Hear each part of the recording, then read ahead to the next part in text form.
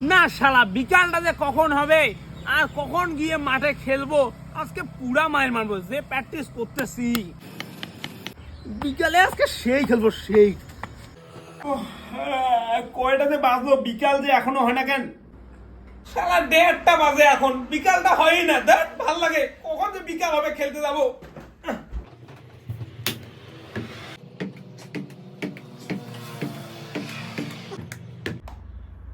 কয়টা বাজে রে?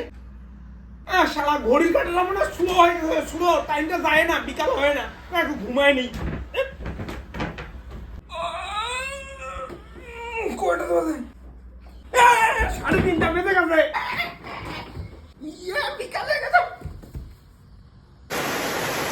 ভালোবাসা কেন এত অসহায়?